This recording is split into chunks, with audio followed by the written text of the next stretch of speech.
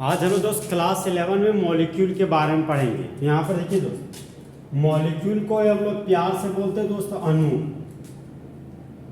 एक रासायनिक पदार्थ के अत्यंत छोटे कण को ही हम लोग मॉलिक्यूल कहते हैं।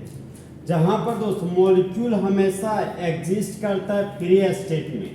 फ्री स्टेट का दूसरा नाम है दोस्त आइसोलेटेड स्टेट। आइसोलेटेड स्टेट का मतलब हो गया अकेला अवस्था चाहे स्वतंत्र अवस्था। जैसे वाटर का मॉलिक्यूल H2O के रूप में फ्री स्टेट में एग्जिस्ट करता है, तो वह आपका एक तरह का मॉलिक्यूल हो गया। अब यहाँ पर देखिए दोस्त, एक है आपका केमिकल सबस्टांस। केमिकल सबस्टांस का मतलब हो गया रासायनिक पदार्थ।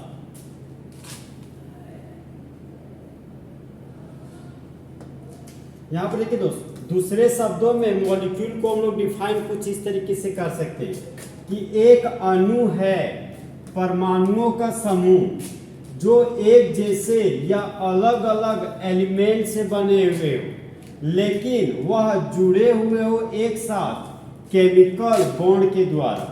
केमिकल बॉन्ड का मतलब हो गया दोस्त सिंगल बॉन्ड, डबल बॉन्ड या ट्रिपल बॉन्ड को हम लोग क्या बोलते हैं, केमिकल बॉन्ड। जैसे सर एग्जाम्पल के लिए आप देखिए, ठीक है दोस्त, जैसे वाटर का मॉलिक्यूल है तो वाटर का मॉलिक्यूल है तो वाटर दो कंपोनेंट से मिलकर बना हुआ है। एक आपका हाइड्रोजन है, दूसरा एलिमेंट आपका ऑक्सीजन है। मान लीजिए ऑक्सीजन मेरा सेंट्रल एलिमेंट है और टर्मिनल एलिमेंट के रूप में हाइड्रोजन है, तो यहाँ पर एक हाइड्रोजन हो गया और ये हो गया आपका दूसरा हाइड्रोजन एटम। हाइड्रोजन हमेशा सिंगल बॉन्ड बनाता है, तो हाइड्रोजन ऑक्सीजन के साथ सिंगल बॉन्ड बना लिया। ये हाइड्रोजन भी ऑक्सीजन के साथ सिंगल बॉन्ड बना लिया। ये हो गया आपका वाटर मॉलिक्यूल का स्ट्रक्चर। तो ऑक्सीजन और हाइड्रोजन के बीच जो ये सिंगल बॉन्ड बना हुआ है दोस्त, उसी को बोलते हैं हम लोग केमिकल बॉन्ड। Chemical bond. अब वाटर मॉलिक्यूल हाइड्रोजन का 2 एटम और ऑक्सीजन के 1 एटम से बना हुआ है। तो एक ऐसा सबस्टांस जो एक से अधिक एटम से बना हो उसी को बोलते हैं मॉलिक्यूल। तो H2O हमारा दोस्त मॉलिक्यूल है।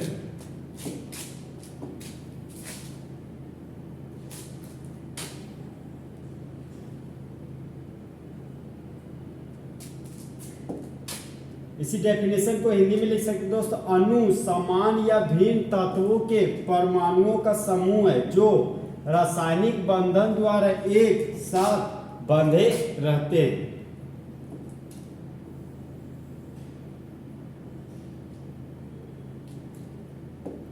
अब दोस्त एग्जाम्पल पढ़ते हैं। एक है सबस्टांस, दूसरा है मॉलिक्यूल। हाइड्रोजन को मॉलिक्यूल के रूप में H2 लिखते हैं, ऑक्सीजन को मॉलिक्यूल के रूप में O2 लिखते हैं, ओजोन को मॉलिक्यूल के रूप में O3 लिखते हैं।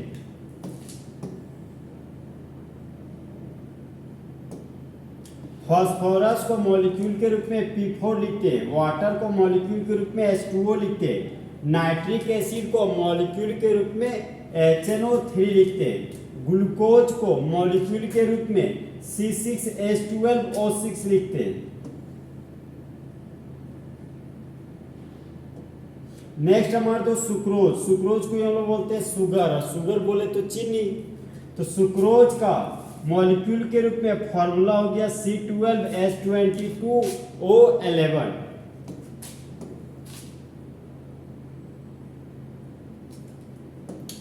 अब दोस्त मॉलिक्यूल का टाइप पढ़ेंगे। देखिए दोस्त, जिस तरह मेरे क्लास के 2 कंपोनेंट है बॉयज एंड गर्ल्स, उसी तरह मॉलिक्यूल के भी 2 कंपोनेंट है। एक कंपोनेंट है हमारा परमाणु के प्रकार के आधार पर मॉलिक्यूल को डिवाइड किया गया है, दूसरा है हमारा परमाणु की संख्या के आधार पर मॉलिक्यूल को डिवाइड करेंगे। यहां पर देखिए दोस्त, परमाणु की संख्या के आधार पर 2 टाइप का मॉलिक्यूल है। एक मॉलिक्यूल है होमोन्यूक्लियर मॉलिक्यूल और दूसरा आपका हेटेरोन्यूक्लियर मॉलिक्यूल। होमोन्यूक्लियर मॉलिक्यूल को ही हम लोग दोस्त होमो एटॉमिक मॉलिक्यूल कहते हैं और हेटेरोन्यूक्लियर मॉलिक्यूल को हम लोग हेटेरो एटॉमिक मॉलिक्यूल भी कहते हैं। जहां पर होमो का मतलब सेम हो गया, न्यूक्लियर का मतलब हो गया न्यूक्लियस। एक ऐसा मॉलिक्यूल जो सेम न्यूक्लियस से बना हो उसको बोलते हैं होमोन्यूक्लियर मॉलिक्यूल। जैसे एग्जांपल के रूप में हो गया H2O2 N2। हेट्रो का मतलब डिफरेंट होता है, न्यूक्लियर का मतलब न्यूक्लियस। तो एक ऐसा मॉलिक्यूल जो अलग अलग न्यूक्लियस से बना हो उसको बोलते हैं हेट्रोन्यूक्लियर मॉलिक्यूल। एग्जांपल हो गया H2O जिसको वाटर बोलते हैं, HNO3 जिसको नाइट्रिक एसिड बोलते हैं हम लोग। परमाणु की संख्या के आधार पर यहां पर देखिए दोस्तों,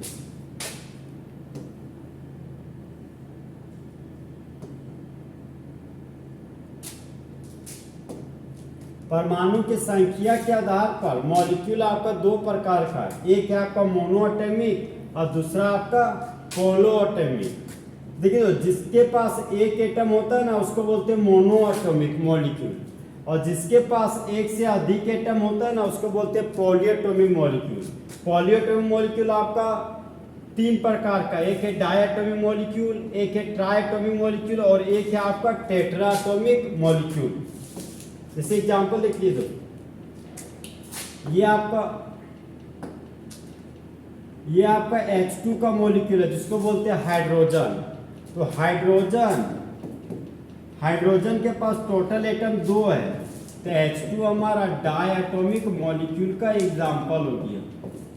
नेक्स्ट एग्जांपल हमारा दोस्त N2 जिसको बोलते हैं नाइट्रोजन। तो नाइट्रोजन के पास 2 एटम है, तो ये हमारा डायएटॉमिक मॉलिक्यूल का एग्जांपल हो गया। नेक्स्ट एग्जांपल है हमारा दोस्त O3। तो O3 के पास ऑक्सीजन का 3 एटम है, तो ये हमारा हो गया ट्राइएटॉमिक मॉलिक्यूल का एग्जांपल। ट्राइएटॉमिक मॉलिक्यूल का एग्जांपल हो गया, जहां पर O3 को हम लोग दोस्त ओजोन बोलते हैं। नेक्स्ट एग्जांपल हमारा दोस्त H2O। तो वाटर का मॉलिक्यूल में हाइड्रोजन का 2 एटम और ऑक्सीजन का 3 एटम है। टोटल मेरे पास 3 एटम है, और ये एक तरह का मॉलिक्यूल है क्योंकि ये वाटर एक से अधिक एटम से बना हुआ है।